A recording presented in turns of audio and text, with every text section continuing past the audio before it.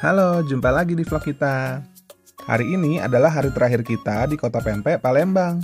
Setelah di episode sebelumnya kita seharian makan pempek, hari ini kita mau eksplor kuliner lainnya juga wisatanya ya.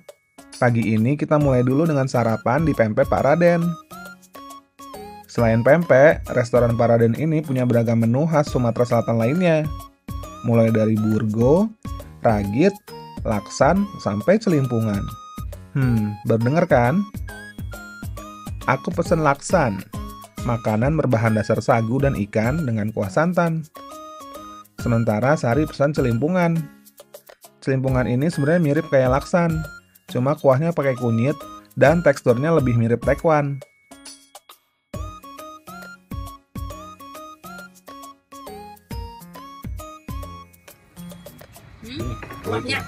Kuahnya mirip lontong sayur. Terus teksturnya ini aku pikir bakal kenyal kayak pempek, tapi ternyata lebih lembut.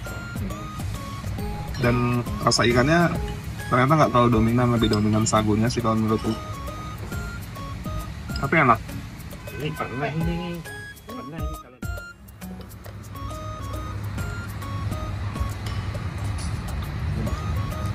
kalau kuahnya gurih kayak opor, kayak kuah opor. Misalnya kuning juga kan, tapi kalau yang ininya tekwan, mirip tekwan atau memang tekwan tapi kuahnya aja yang beda. Enak-enak nih. Berasa sih ikannya, si ininya, terus lebih padat.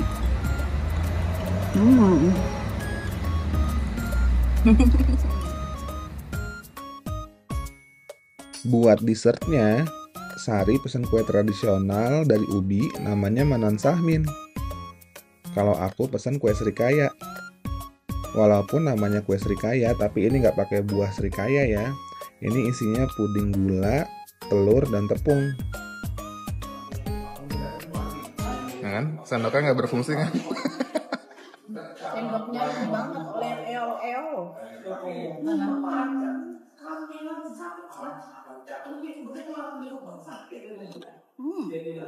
Ini juga manis.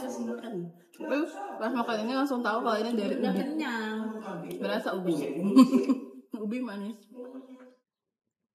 Selain pempek, tahu nggak sih teman-teman kalau Sumatera Selatan punya komoditas lain yang potensial? Siapa sangka ternyata Sumsel punya kopi khas sendiri loh. Namanya kopi Semendo, yang berasal dari Kabupaten Muara Enim, Sumatera Selatan. Kopi Semendo ini punya cita rasa yang nati dan kaya akan rempah. Gayo Wine siap-siap dapat saingan nih.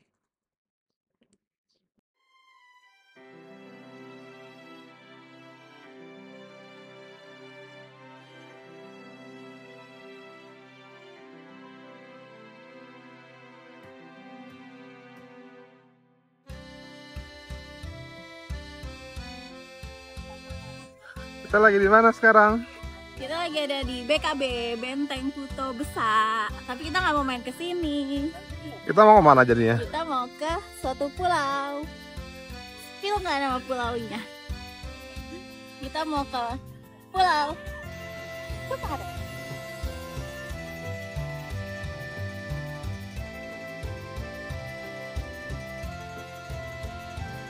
Untuk menuju Pulau Kemaro, kita harus naik kapal. Karena memang letaknya yang berada di tengah aliran Sungai Musi.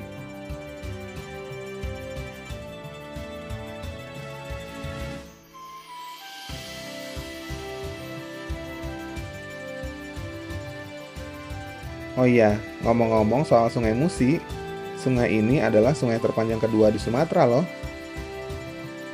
Sungai sepanjang 750 km ini membelah kota Palembang menjadi dua bagian.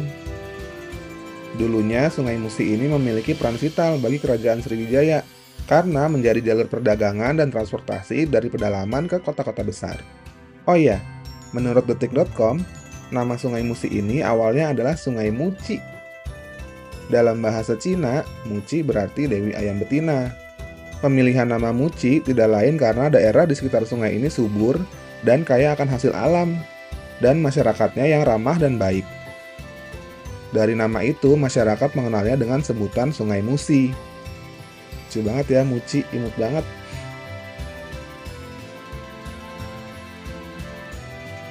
Setelah kurang lebih 30 menit mengarungi Sungai Musi, akhirnya kita sampai di Pulau Kemarau.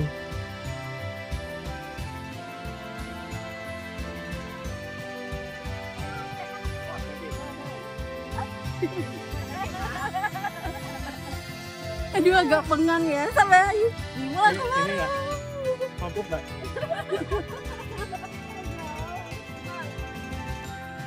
Pulau Kemarau diambil dari kata kemarau, karena pulau ini dianggap selalu berada dalam musim kemarau, karena nggak pernah tenggelam meskipun air sungai sedang pasang.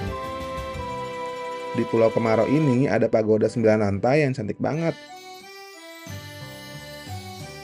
Oh iya, menurut legenda, Pulau Kemarau ini ada karena kisah cinta beda agama loh. Alkisah ada putri Raja Sriwijaya yang beragama Muslim bernama Siti Fatimah, yang menikahi putra Raja Tionghoa beragama Buddha bernama Tan Bun An. Setelah merestui pernikahan putranya, orang tua Tan Bun An memberikan hadiah berupa 7 guci besar yang berisi emas kepada anak dan menantunya. Nah, saat Tan Bun An membuka hadiahnya, ia terkejut karena guci tersebut berisi sayuran yang telah busuk. Lalu karena kesal, Tan Bun An membuang guci-guci ini ke Sungai Musi. Nah, saat akan membuang guci terakhir, guci tersebut jatuh di atas dek dan pecah. Dan ternyata di dalamnya ada emasnya dong. Merasa bersalah telah membuang guci pemberian orang tuanya, Tan Bun An lalu terjun ke Sungai Musi mengambil emas tersebut. Pengawal yang mengetahui Tan Bun An terjun ke sungai mengikuti tuannya untuk membantu. Namun kedua orang itu tidak segera muncul ke permukaan. Nah, si istri nih, Siti Fatimah, resah gitu ya nungguin suaminya. Akhirnya ia ikut terjun juga nih ke sungai, nyusul Tan Bun An. Dan sama-sama nggak muncul lagi ke permukaan. Beberapa waktu kemudian muncul pulau kecil di tempat Tan Bun An dan Siti Fatimah terjun. Pulau ini nggak tenggelam saat Sungai Musi pasang. Nah, makanya masyarakat setempat mempercayai bahwa gundukan tanah yang muncul tiba-tiba di Pulau Kemarau ini adalah kuburan dari kedua sejoli tersebut. Jadi bangunan yang ikonik dari Pulau Kemarau ini adalah si pagoda 9 lantai ini. Jadi pagoda 9 lantai ini biasanya ramai gitu ya buat teman-teman kita yang agama Konghucu ibadah, terutama ketika event Imlek dan Cap Gomeh gitu ya. Katanya sih banyak banget orang yang kesini dari berbagai daerah gitu, nggak cuma dari Palembang aja tapi dari Jambi juga, dari Padang juga dan segala macam. Udah puas jalan-jalan, malamnya kita makan kuliner khas Palembang di Pindang Musirawas. Pindang adalah cara mengolah ikan yang direbus dengan rempah tertentu. Ada beragam jenis pindang di Palembang, beda tempat, beda rempah. Nah, Pindang Musirawas ini salah satunya.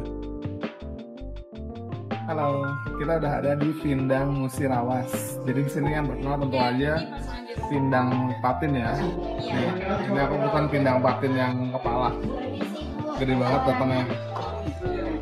Kita cobain pindang kepala patin. Ya.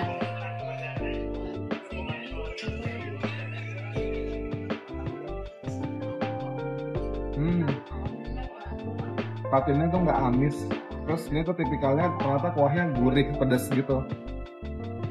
Nah, selain pindang patinnya, sebenarnya di sini banyak juga yang favorit juga yang lainnya. Ini ada Itu punya mbaknya yang di sana. pindang daging. Itu yang di sini berarti diambil mbaknya ya. Oh iya. Nah, kalau yang pindang daging ini rasanya warnanya lebih pekat gitu loh. Rasanya kayak gini. Yang ini rasanya cenderung lebih manis, pedas manis gitu. Kalau yang tadi pedas gurih, yang ini pedas manis. Dan di sini juga ada yang khas lagi, brengkes tempoyak. Jadi kalau di Jakarta brengkes itu sebenarnya pepes lah ya, pepes. Jadi bahasa Jawa, brengkes itu bahasa Jawa yang artinya cara memasak yang dipakai daun gitu, pakai pepes gitu. Nah, tapi yang bedain ini di sini dia pakai tempoyak. Tempoyak tuh sambal durian. Terus cobain ya, rasanya. Kayaknya kalau yang ini harus pakai nasi deh. Karena kalau nggak pakai nasi kayaknya terlalu tajam rasanya.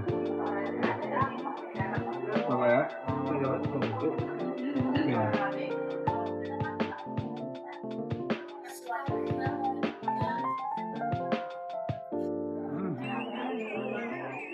Rasa duriannya strong banget, sampai nutupin rasa batinnya itu sendiri menurutku ya. Jadi kalau teman-teman yang nggak suka durian, pasti nggak bakal suka ini, karena rasanya dominan durian. Oke deh, kita lanjut makan dulu ya. Sedapnya pindang musirawas ini sekaligus menutup perjalanan kita di Palembang. Kira-kira abis ini kita ke kota mana lagi ya? Tungguin episode selanjutnya. Dadah!